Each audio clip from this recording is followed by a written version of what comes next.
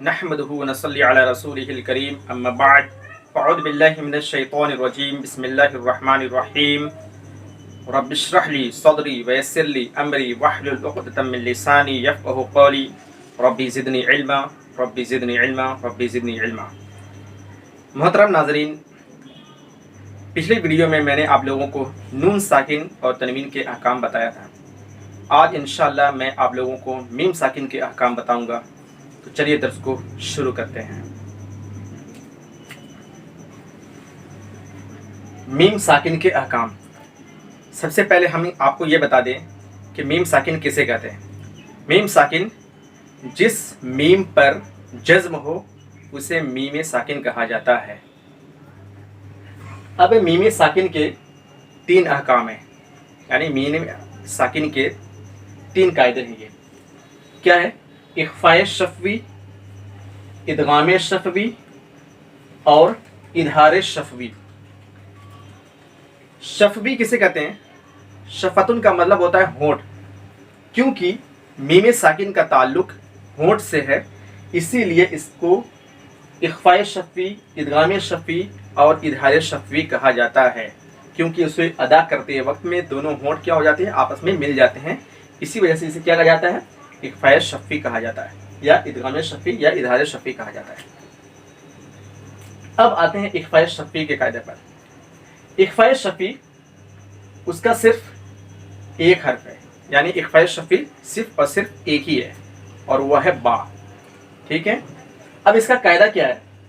इसका कायदा यह है कि जब मीम साकिन के बाद, अब देखिए मीम साकिन के बाद बा है। अब यहां पर देखिए यह है मीम साकिन, यह है मीम साकिन, उसके बाद बा आ रहा है। देखिए यहां देखिए ये बा आ रहा है। तो कहा जा रहा है कि जब मीम साकिन के बाद बा आए तो मीम साकिन मीहन का इख्फा करते हुए, तो मीम साकिन का इख्फा करते हुए बा में मिलाकर पढ़ने को इख्फाए शफ़वी कहते हैं। तो अब देखिए मीम साकिन का इख्फा करते हुए, तो यहाँ पर हम इख्फा करेंगे। जब मीम साकिन के बाद बा आएगा तो वहां पर हम इख्फा करेंगे। और इससे पहले आप लोगों को इख्फा बता चुका हूं कि किसे कहते हैं। नाक में थोड़ा सा आपको गुनगुनाना है आपको, ठीक है। तो बा में मिलाकर पढ़ने को इख्फाए शफ़वी कहते हैं। जैसे फ़हकुम बैनकुम, फ़हकुम बैनकुम, कुंतुम बिही, कुंतुम बिही। अब देखिए यहाँ मीम साकिन के बाद क्या आ रहा है? यहाँ बा आ रहा है। तो यहाँ पर क्या है? ये इख्फाए शफ़वी है, क्योंकि मीम साकिन के बाद बा आ रहा है, तो वहां पर क्या होगा? इख्फाए शफ़वी है। ठीक है। इसी तरह इदगाम शफ़वी, इदगाम शफ़वी किसे कहते हैं? इसका हर्फ एक ही है, इसका भी क्या है? हर्फ एक ही है, और वो क्या है? मीम है। इसका कायदा क्या है? इसका कायदा यह है कि जब मीम साकिन के बाद, हर एक में मीम साकिन के बाद, जिस तरह नून साकिन और तनवीन के कायदे थे कि नून साकिन और तनवीन के बाद, नून साकिन और तनवीन के बाद, इस पे भी मीम साकिन के बाद। तो जब मीम साकिन के बाद मीम आए, अब देखिए मीम साकिन के बाद मीम आ रहा है और वो मुतहर्रिक हो। देखिए यहाँ पर इसके मिसाल लीजिए, मीम साकिन के बाद क्या है? मीम आ रहा है, और ये मीम क्या है? मुतहर्रिक है। मुतहर्रिक मतलब जबर जेर पेश, कोई भी हर्फ हो, तो यहाँ देखिए जेर है, मुतहर्रिक है। तो मीम साकिन मीम मुतहर्रिक में इदगाम बा गुन्ना हो जाता है। तो ये मीम साकिन इस मीम साकिन से मिल जाता है और वो गुन्ना के साथ होता है, यानी गुन्ना करके हम पढ़ते हैं। ठीक है। जिसकी वजह से मीम मुतहर्रिक मुशद्दद हो जाता है।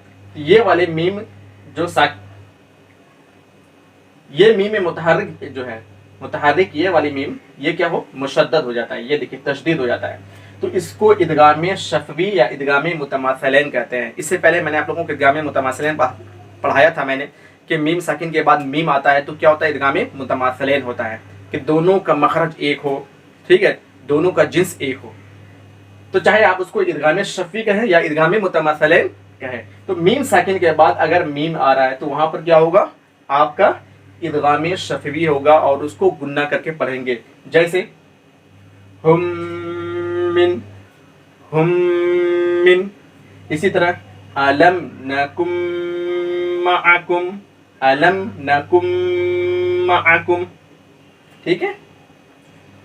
अब देखिए इजहार शफ़वी, इजहार शफ़वी किसे कहते हैं? इसका कायदा यह है कि جب میم ساکن کے بعد با میم کے علاوہ کوئی بھی حرف آئے تو اظہار شفیع ہوتا ہے۔ اب دیکھیے میں نے آپ کو با اور میم کے علاوہ کیوں کہا، کیونکہ اخفاء شفیع میں با ہوتا ہے، ادغام شفیع میں میم ہوتا ہے، اور اظہار شفیع میں با میم کے علاوہ جو بھی حرف ہے، میم ساکن کے بعد با میم کے علاوہ جو بھی حرف آئے تو وہ اظہار شفیع ہوتا ہے۔ تو کہا جا رہا ہے کہ جب میم ساکن کے بعد با میم کے علاوہ کوئی بھی حرف آئے تو اظہار شفیع ہوتا ہے، جیسے لم یلد، لم یلد۔ اب یہاں دیکھیے میم ساکن ہے، میم ساکن کے بعد یا آ رہا ہے، کیا آ رہا ہے؟ یا آ رہا ہے، ٹھیک ہے۔ تو یہاں پر ہم کسی کیا کہیں گے؟ اظہار شفوی کہیں گے، اور اس میں گنہ نہیں کریں گے۔ باقی ان دنوں میں تو گنہ کریں گے لیکن اس میں گنہ نہیں کریں گے۔ دیکھیے علم یعلم، علم یعلم، میم ساکن کے بعد یا آ رہا ہے، اور میم ساکن کے علاوہ یا کے علاوہ بھی با میم کے علاوہ کوئی بھی حرف آیا تو جو بھی آئے گا میم ساکن کے بعد تو وہاں پر وہ بغیر گنہ کے ہوگا اور اس کو اظہار شفوی کہیں گے۔ اب دیکھیے لم یلد، لم میں دیکھیے دونوں ہونٹ کیا ہو جا رہے ہیں؟ مل جا رہے ہیں، لم، اسی وجہ سے اس کو کہا جاتا ہے اظہار شفوی، دونوں ہونٹ مل جا رہے ہیں۔ اسی طرح دیکھیے اس میں ہم دونوں ہونٹ مل جا رہے ہیں، اسی لیے اس کو ادغام شفوی کہا جاتا ہے۔ فحکم، کم میں دیکھیے یہ بھی دونوں ہونٹ مل جا رہے ہیں، اس کو اخفاء شفوی کہا جاتا ہے، ٹھیک ہے۔ اب اخفاء شفوی اور ادغام شفوی میں گنہ ہوتا ہے، یعنی اخفاء شفوی اور ادغام شفوی میں ہم گنہ کر کے پڑھتے ہیں، اور اظہار شفوی میں گنہ نہیں ہوتا ہے، اظہار شفوی میں گنہ ہم کر کے نہیں پڑھتے ہیں۔ ایک بار میں آپ کو خلاصہ میں بتا دے رہا ہوں، دیکھیے میم ساکن کے 3 احکام ہیں، اخفاء شفوی، ادغام شفوی اور اظہار شفوی۔ آپ کو آسان طریقے سے بتا دے رہا ہوں تاکہ آپ کو یاد کرنے میں آسانی ہو کہ میم ساکن کے بعد اگر با آتا ہے، میم ساکن کے بعد با آئے تو آپ اسے کہیں اخفاء شفوی، اخفاء شفوی، ٹھیک ہے۔ اسی طرح میم ساکن کے بعد اگر میم آئے تو ہم اسے کیا کہیں گے؟ ادغام شفوی کہیں گے۔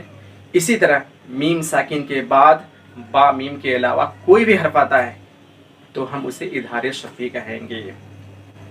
انشاءاللہ مجھے امید ہے کہ آپ لوگوں کو یہ درس سمجھ میں آ گیا ہوگا۔ نیکسٹ ویڈیو میں اس کے جو دوسرے قاعدے ہیں میں انشاءاللہ میں بتاؤں گا۔ وآخر دعوانا ان الحمدللہ رب العالمین، والسلام علیکم ورحمۃ اللہ وبرکاتہ۔ اعوذ باللہ من الشیطان الرجیم،